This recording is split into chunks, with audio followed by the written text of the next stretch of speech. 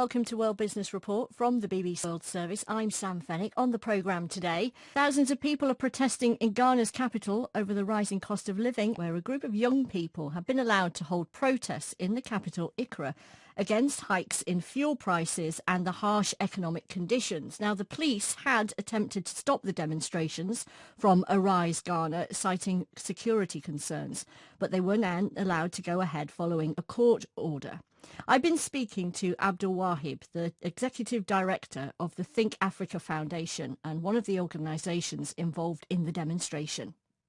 We are protesting on 6 major issues. First of all, we are protesting against the persistent and astronomical hikes in fuel prices by the Akufo-Addo Bawumia government. That has been, imposed excruciating economic hardship on the lives of Ghanaians. That's the first one. And, because of that, the prices of goods and service, even food, basic necessities of lives, have shot up so high. As we speak, inflation is hovering around 28%. Unemployment is around 13.6%.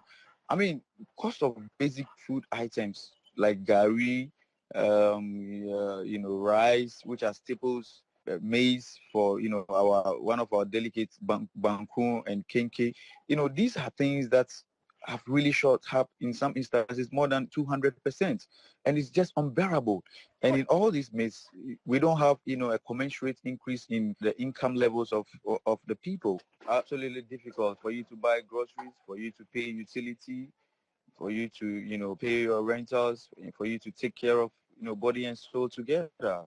You have a family to support. It's really difficult. Yeah, I've got a family to support. And that's why Absolutely, you're protesting, yeah. You see your cost of living going up, but your salary staying the same. Absolutely, absolutely. And is that what all people in Ghana are finding? For majority of people, except those who are government officials who enjoy the freebies of life. Do you expect a lot of people to turn out for these protests? Yeah, we anticipate that this is going to be a very historic protest, because when you look at the amalgamation of political party activists from different political parties, from both the major opposition and other political parties. We have members of the Concerned Drivers Union. We have spare part dealers. I mean, ordinary Ghanaians, market women, traders, who are all just tired of the state of affairs, and people are even getting frustrated. It's not going to be a one-day event. There are going to be series of activities. So far, we've only talked about one. We have 6 major reasons why this protest. What are the other reasons then? We've talked about fuel prices, food prices.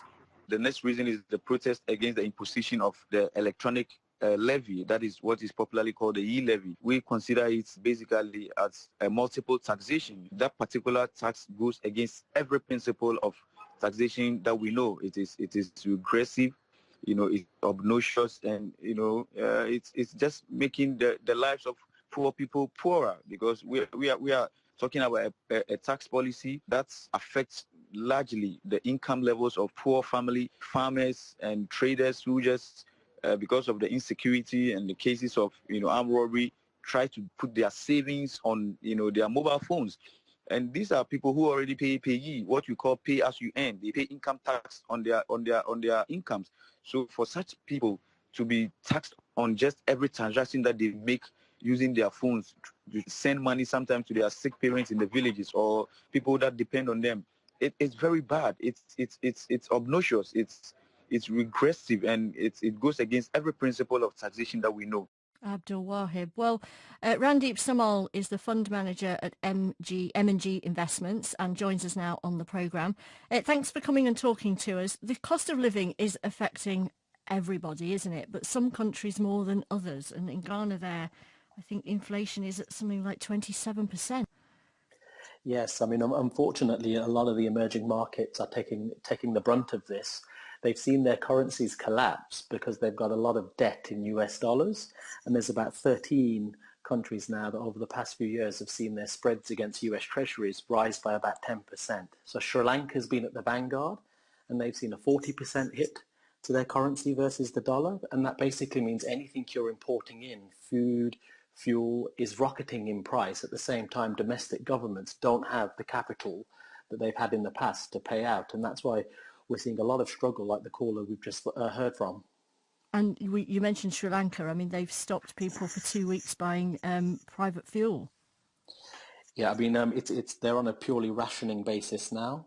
They've stopped servicing all of their debts. They're putting priority on domestic fuel and food. But obviously, in these situations, there's clearly not enough, and they're making sure that people don't hoard as well. It really has got into a very desperate situation. You wonder when it can all end, don't you? Let's talk about